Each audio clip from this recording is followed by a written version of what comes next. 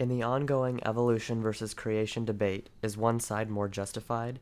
Are both equal in merit based on redefining court cases, strong individual bias, and the issue of science education? This issue has, for centuries, loomed over the worlds of religion, law, and education. In 1925, the Scopes monkey trial introduced this dispute in a court case. The case was between high school teacher Thomas Scopes and on whether or not he had the right to teach evolution in a Tennessee high school. The verdict ruled in favor of creationism, a dogmatic theory that had been the predominant belief before Darwin introduced the origin of species. Creationism is based on the biblical presumption of Genesis, which stated that the world was created 6,000 years ago when God immaculately conceived the world within 6 days and rested on the seventh. The godly animals were created and haven't changed since, as they were planned specifically for their place and were already perfect in their intelligent design. The theory of evolution was brought forth in Darwin's 1859 pamphlet, The Origin of Species. This theory postulated that all of Earth's animals were descended from one common ancestor that is now believed to be a prokaryote unicellular creature within the primordial soup of chemicals that has further evolved using evolutionary mechanisms, such as natural selection, and diversified to yield the abundant number of species today. The origin of species was extremely controversial initially, and still many placed their trust on the belief of creationism. Furthermore, the outbursts of doubt were aimed upon the theories that humans had transcended from the primate common ancestor, which also implies that we had been descendants of ape-like creatures. The echoes of public outcry during the initial release can often be heard today.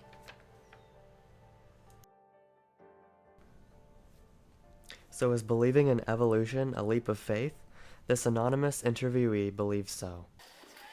But just as much as my viewpoint is based on faith in the Bible and faith in God, their viewpoint is based on faith in something coming out of nothing, and based on faith that there is nothing, which I think requires more faith than me believing that there's a God that created it.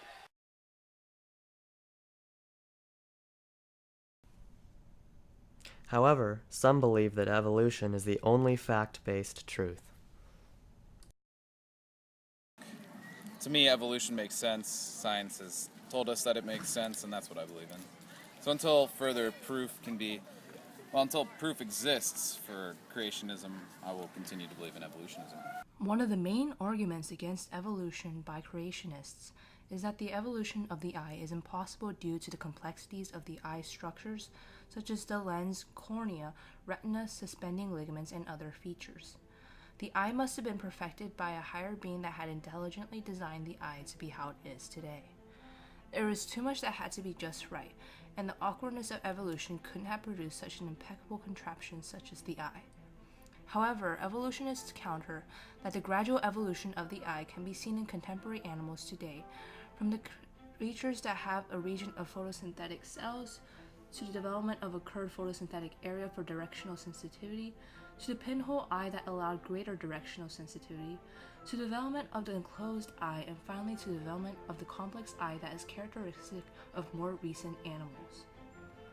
Another argument by creationists is that there are too many gaps in our fossil record for evolution to be valid. However, evolutionists counter that the evolution may not have happened at a constant rate, but rather at a pace called punctuated equilibrium, that states evolution may have been more rapid at certain times and had stalled during others when change in structure wasn't necessary. The controversial nature of this dispute has led to numerous court cases over the years. In 1968, the Epperson v. Arkansas court case banned the teaching of evolution in American classrooms. Later on, the 1982 court case McLean v. Arkansas rekindled the issue as it ruled in favor of evolution, as it left creation out of the definition of science that should be taught in public schools.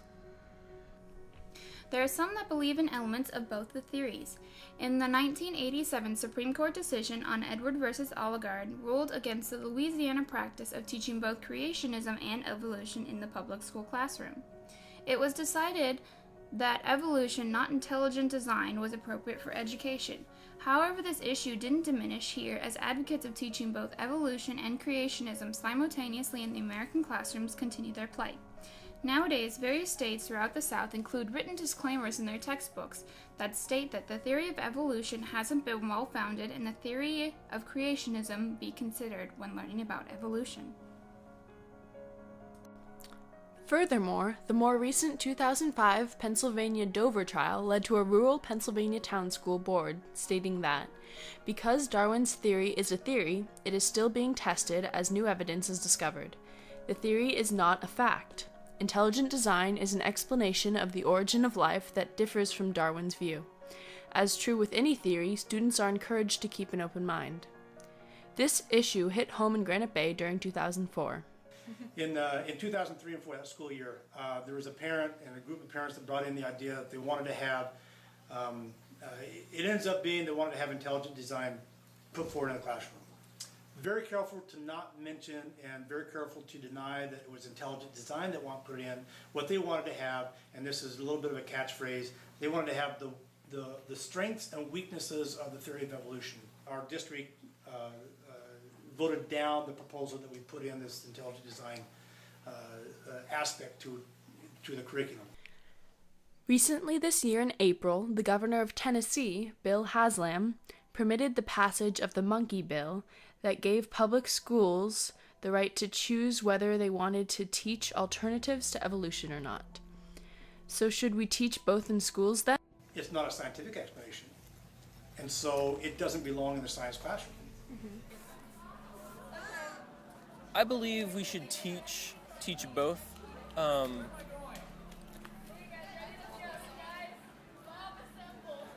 Teach both as a just to get contrasting viewpoints, because people that believe in creationism need to see what the people that believe in evolution believe in, and the people that believe in evolution need to see the other side of the point too. In reality, I don't think there's just an answer. I think Adam and Eve is just an old way to answer something that we don't know the real answer to. I think we should teach kids to question stuff, question things, question angles, question their own beliefs. I know that's scary for a lot of parents, but I just think that's the way you grow over time. Is if anybody's belief system has never been intellectually challenged by themselves, then it's not really their belief system. It's just one that they've grabbed and held on to and been passed down. It's not theirs.